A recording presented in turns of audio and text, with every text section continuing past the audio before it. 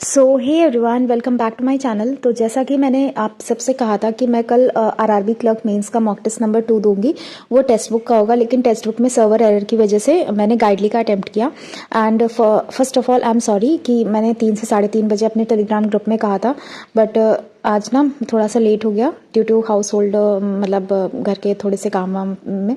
और तो इसलिए मैंने अभी शाम को अटेम्प्ट किया, शाम को नहीं दोपहर में ही अटेम्प्ट किया, तो अभी रिकॉर्ड कर रही हूँ। ठीक है, तो इसमें मतलब ऐसा कुछ कहेंगे नहीं कि कुछ खास स्कोर आया है, बट ठीक ठाक है अभी के लिए, इम्प्रूवमेंट की जा सकती है। तो बात करते हैं रीजनिंग के सेक्शन की। रीजनिंग के सेक्शन में आप देख सकते हैं इसमें अटेम्प्ट मैंने 22 किया। मतलब होपफुली था कि इनकरेक्ट इसमें नहीं होगा, लेकिन स्टिल हो गया। 2 क्वेश्चन आई गेस, नहीं सॉरी 4 क्वेश्चन इनकरेक्ट हुए हैं।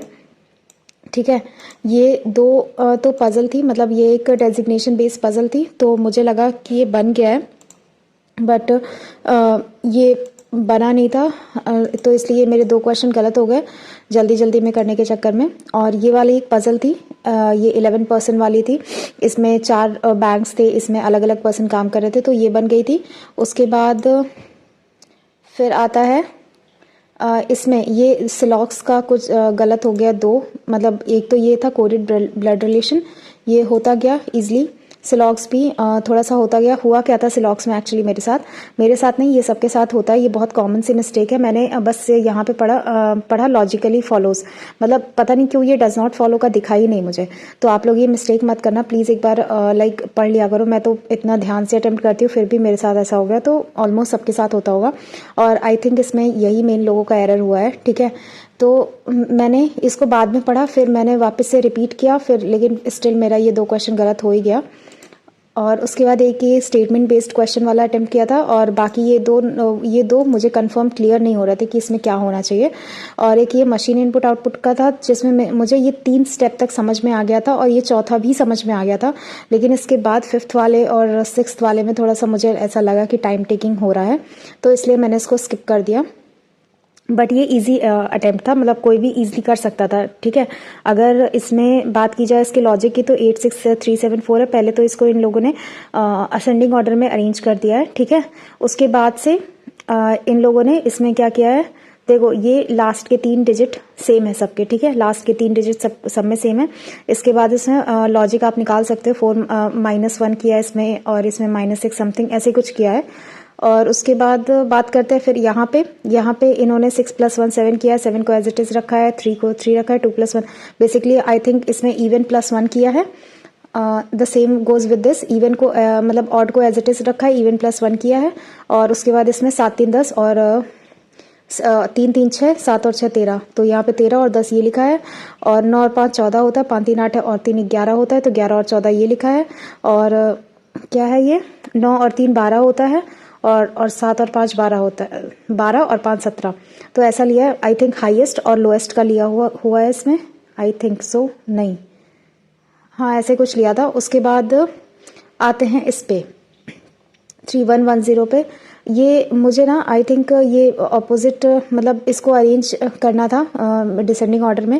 बेसिकली सबका आ गया था, लेकिन वही है कि मुझे लगा टाइम टेकिंग हो जाएगा, तो इसलिए मैंने अटेम्प्ट नहीं किया था। इसका लॉजिक मुझे समझ आ गया था, मतलब थोड़ा सा टाइम दिया है, जैसा कि आप देख सकते हो इसमें 1 मिनट 10 सेकेंड। तो ये हो गई मशीन इनपुट की बात।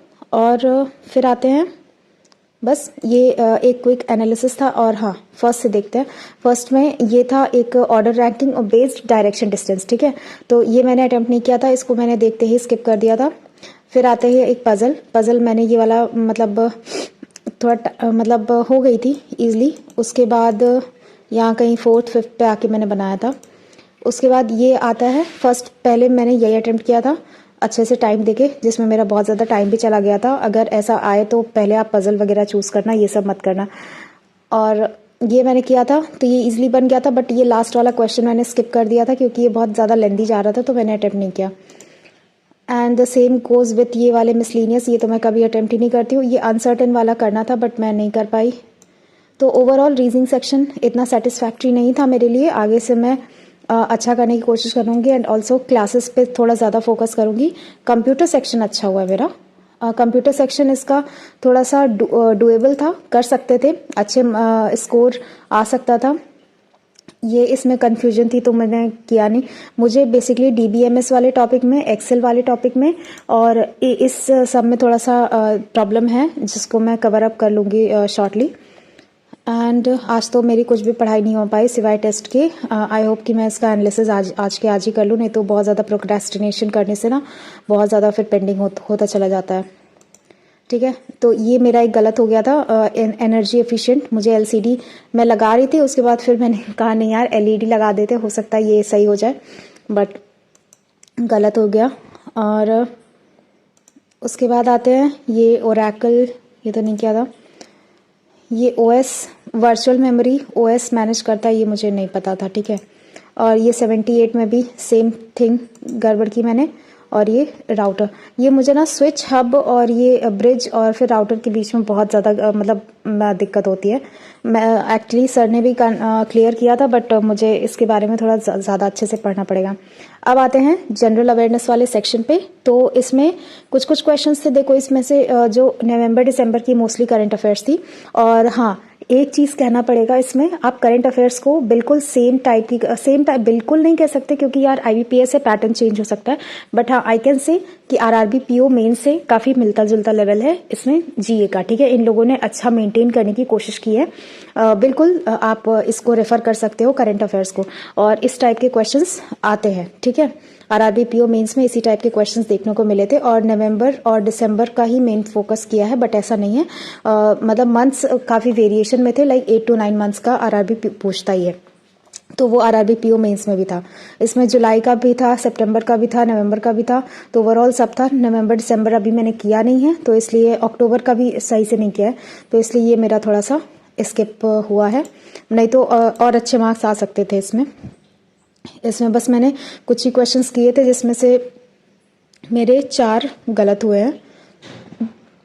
लाइक ये मैंने पढ़ा था ना माइक्रोबिस कार्ड, कहीं का तो है ये, बट यहाँ पे ME कार्ड होगा। और इसके बाद आते हैं इस पे, ये मैंने गेस वर्क किया था, मुझे आइडिया नहीं था, एंड ये भी मैंने गेस वर्क ही किया था।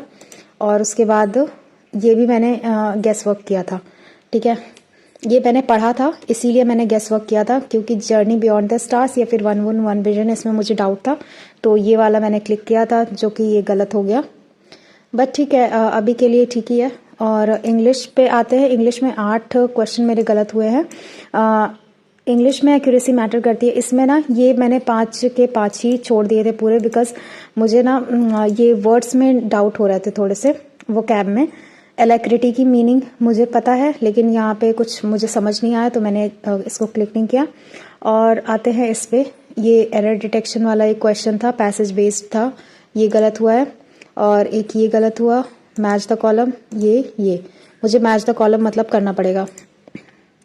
और एक ये थोड़ा सा अजीब लगा मुझे, मतलब ये वाला, बाकी तो सब सही हो गए इसके। मुझे लगा था कि शायद इसमें से गलत हो, बट ये हो गया एक गलत। और ये 2 क्वेश्चन इसका गलत हुआ है, क्लोज टेस्ट का। क्लोज टेस्ट में पता नहीं क्यों मेरी कभी भी एक्यूरेसी अच्छी नहीं हो पाती है, मुझे प्रैक्टिस ज़्यादा से ज़्यादा करनी चाहिए, मतलब क्लोज टेस्ट की, देखना पड़ेगा। और क्वांट्स की बात करें, क्वांट्स अगर मेरा कोई सबसे वर्स्ट सेक्शन गया है इसमें तो वो है क्वांट्स। जो लोग मुझे पहले से फॉलो करते आ रहे हैं वो जानते हैं मेरी क्वांट्स कितनी ज़्यादा वीक है। और मैंने इसमें 13 अटेम्प्ट किए थे, वो भी जैसे तैसे अटेम्प्ट किया था 13। और इसमें लाइक ये वाली जो DI थी बेसिकली ये क्रिकेट मैच पे बेस्ड थी, स्ट्राइक रेट वगैरह पे। तो क्रिकेट मैच का कॉन्सेप्ट और स्ट्राइक रेट का कॉन्सेप्ट मुझे समझ नहीं आता कभी से, लाइक मैंने बहुत समझने की कोशिश की। और उसमें क्या कहते हैं, एवरेज जब पढ़ाते हैं ना टीचर, वहाँ पे भी ये स्ट्राइक रेट वगैरह कॉन्सेप्ट समझाते हैं, बट मुझे नहीं समझ में आता था। ठीक है, तो इसलिए इसको मैंने देखते ही स्किप कर दिया। फिर आते हैं इस वाली DI पे, मुझे लगा था ये मैं कर लूँगी, लेकिन पता नहीं क्यों नहीं हुआ मेरे से, बट इसको एक बार समझना पड़ेगा। एक सेकेंड यहाँ देख लेते हैं। ये स्ट्रेट अवे तो नहीं कह सकते दिया था, बट मैं इसको समझूंगी कि कैसे टेबल बना सकते हैं। ये तो अप्रॉक्सीमेशन था, डुएबल था, कर लिया, सब नहीं कर लिया होगा। इसमें देख रहे हैं परसेंटेज 84% लोगों ने कर लिया। एंड देन आते हैं इस पे, ये DI में बनाने की कोशिश कर रही थी, मेरा टाइम भी गया, बट लास्ट में कुछ डेटा निकला, कुछ नहीं निकला, तो मतलब उसी में मैं डिमोटिवेट हो गई, फिर मैंने इसको भी स्किप किया। इसके बाद ये वाला मैंने करने की कोशिश की। मैंने कहा चलो जो डेटा निकला उस हिसाब से देख लेते हैं। तो मुझे लगा था कि मेरा बस ये दोनों ही निकल गया था, ये नहीं निकला था, तो ये दोनों को लेके मैं श्योर थी। मुझे लगा नॉन इज ट्रू ही होगा, तो ये मैंने क्लिक किया बट हुआ नहीं। ये तो सॉल्व करके निकाला था। उसके बाद आते हैं इस पे। ये मैंने गलती से, मुझे 108 टिक करना था, मैंने 180 कर दिया था, ये सिली मिस्टेक थी। और उसके बाद ये तो हो गया था।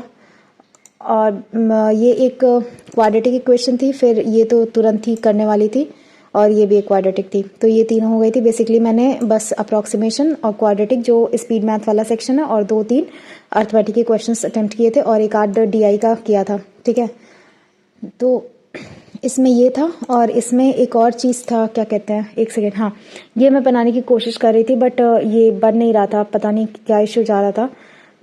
मैंने ऐसे क्वेश्चंस किए हैं बट नहीं बना मेरे से। ओवरऑल मैथ्स का सेक्शन अच्छा नहीं हुआ मेरा, जितना मैंने एक्सपेक्ट किया था उससे बहुत ज़्यादा गंदा हुआ। मुझे लगा कि ये सब डुएबल है, बट पता नहीं यार, मैथ्स ना नहीं हो पाती है मेरे से। मैं रिलाई करती हूँ कि एटलीस्ट मैं 1 से 2 DI कर लूँ और स्पीड मैथ्स कर लूँ, इस पर रिलाई करती हूँ, और पता नहीं क्या होगा। और तो ये था मेरा ओवरऑल सब कुछ। ठीक है, अब मूव करते हैं एनालिटिक्स की तरफ। आई होप कि मैंने सारा DI वगैरह दिखा दिया आपको। एक तो ये DI थी, और उसके बाद एक ये वाली DI थी। 3 DI, मतलब 2 वैसी और एक केसलेट, और एक प्रोबेबिलिटी से रिलेटेड क्वेश्चन था। और ये वाला भी मैंने कोशिश किया था करने का, तो हुआ नहीं। और मुझे आई थिंक थोड़ा सा और अर्थमेटिक ट्राई कर लेना चाहिए था इंस्टेड ऑफ DI, लेकिन मैं ज़बरदस्ती उसमें फंसी रह गई। तो ये ओवरऑल ये सारा था मैथ्स का, जो कि मेरे से नहीं हुआ। लेकिन ठीक है यार, सबका सब सेक्शन तो स्ट्रांग होता नहीं है। मेरा क्वांट्स स्ट्रांग नहीं है, लेकिन हाँ, मैं कोशिश करती हूँ कि मैं अपना मतलब इसमें अच्छा परफॉर्म कर पाऊँ, थोड़ा सा ही सही। मैं बेस्ट नहीं सोचती हूँ, क्योंकि मुझे पता है कि मतलब कितना भी मैं कर लूँ, पता नहीं क्यों नहीं हो पाएगा मुझसे, ऐसा क्वांट्स में मुझे लगता है। तो इसलिए मुझे बस इतना चाहिए कि मैं ये चारों सेक्शन मिला के और क्वांट्स का मिला के बस मैं एग्ज़ाम क्लियर कर लूँ, एक जॉब ले लूँ बस। मेरा तो बस इतना सा मतलब है। क्योंकि यार देखो, SSC की प्रिपरेशन के टाइम में भी मैंने बेसिक क्वांट्स पढ़ा है, फाउंडेशन लेवल, उसमें भी उतने तक ही आता है। थोड़ा सा हार्ड आ जाता है, बट इतने मतलब अच्छे लेवल का हार्ड नहीं आता है। ठीक है, तो इसलिए पता नहीं क्यों मुझे थोड़ा सा कॉन्फिडेंस कभी नहीं आता क्वांट्स में। बट हाँ, मैं कोशिश करती हूँ कि 1 से 2 DI डुएबल होगी, इसीलिए मैं DI वगैरह की क्लासेस पे ज़्यादा जोर करती हूँ कि मुझे सीखने को मिलेगा उससे। ठीक है, तो मैं सॉल्व कर पाऊँगी। तो ये था ओवरऑल सेशन, और मूव करते हैं एनालिटिक्स पे। मैं दिखाती हूँ आपको मेरे टोटल मार्क्स कितने बने हैं।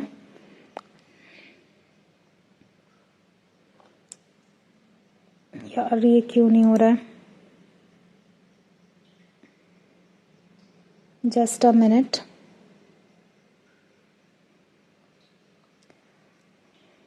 ओके, सो आप लोग भी ना तब तक शेयर करना, एंड ऑल्सो जिन्होंने चैनल को सब्सक्राइब नहीं किया, प्लीज़ इस चैनल को सब्सक्राइब करना, एंड ऑल्सो वीडियो को लाइक कर देना, एंड ऑल्सो हाइप दे देना अगर आपको वीडियो अच्छी लगे तो।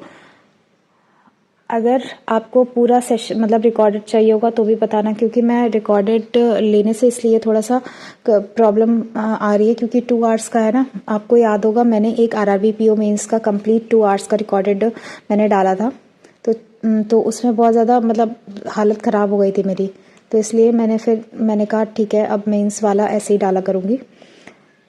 तो ये है, इसमें कट ऑफ थी 74, मेरे आए हैं 78.31। कट ऑफ तो क्रॉस हो गई है, बट परसेंटाइल इसकी बहुत कम थी। एक्यूरेसी भी लास्ट टाइम से अच्छी है, गलत थोड़े से कम हुए हैं। और इसके बाद आते हैं सेक्शनल समरी पे। एक सेकेंड, हाँ, इसमें रीजनिंग में मेरे 18 करेक्ट हैं, 4 इनकरेक्ट है। तो ऑफ कोर्स स्कोर देख लेते हैं। 21.25, ये सब तो देख ही चुके हो आप लोग। कंप्यूटर नॉलेज में मैंने 30 अटेम्प्ट किया, 26 सही थे, इसमें 12.5 मार्क्स आए हैं। और उसके बाद जनरल अवेयरनेस में 15 अटेम्प्ट किया था मैंने, आए हैं मार्क्स 10। और उसके बाद इंग्लिश में मार्क्स आए हैं 23, और क्वांट्स में आए हैं 11.56, जो कि बहुत बेकार है। और क्वांट्स में परसेंटाइल भी बहुत बेकार आई है, दिखाती हूँ मैं आप लोग को। ठीक है, तब तक आप लाइक कर दीजिए, एंड आप लोग भी ये मॉक टेस्ट अटेम्प्ट करके बताना कि क्या स्कोर रहा आपका, एंड आपकी क्या परसेंटाइल रही। एंड ऑल्सो जो टेलीग्राम ग्रुप से ऐड नहीं है प्लीज़ ऐड हो जाइएगा, मे बी उसमें आपको बेनिफिट मिले कुछ। सो इसमें ना ये देखिए रैंक तो 6000 है, बट कम लोगों ने टेस्ट दिया ना, इसलिए ऐसा आ रहा है। परसेंटाइल है 70.77% और 113 मैंने अटैम्प्ट किया था, तो ये सारे इतने सारे गलत ही हो गए और आप लोगों ने बाकी चीज़ें देख ही ली है। और यहाँ पे मैं आपको ना सेक्शनल रैंक दिखाती हूँ, एक सेकेंड।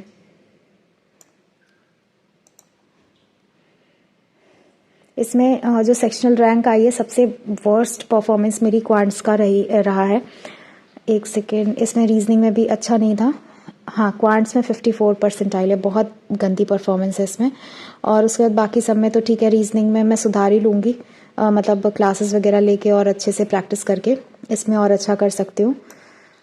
तो चलिए ठीक है, तो ये रहा मेरा ओवरऑल सब कुछ, लाइक जो भी था मैंने आपको बता दिया। और जहाँ फंसने वाली चीज़ें होती है, लाइक कभी कभी ऐसा होता है ना, मिसलीनियस वाले सेक्शन में भी चीज़ें बिगड़ जाती है। मिसलीनियस वाला जैसे मैंने पहले अटेम्प्ट करने की कोशिश की तो मेरा रीजनिंग का पेपर बिगड़ गया, बट इसमें पजल डुएबल थी। बट अगर ऐसी पजल दिखे तो आपको मतलब तुरंत कर लेना है 1 गो में।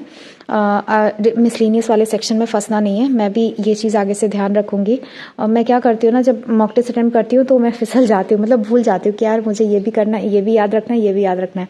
तो इसलिए ये सारी चीज़ें गड़बड़ हो जाती हैं। तो ठीक है, मैं डेली टू डू शेयर करती हूँ ना टेलीग्राम पे, उसी बेसिस पे सब कुछ करती रहती हूँ। अगर आप ऐड नहीं हैं तो प्लीज़ ऐड हो जाना उससे।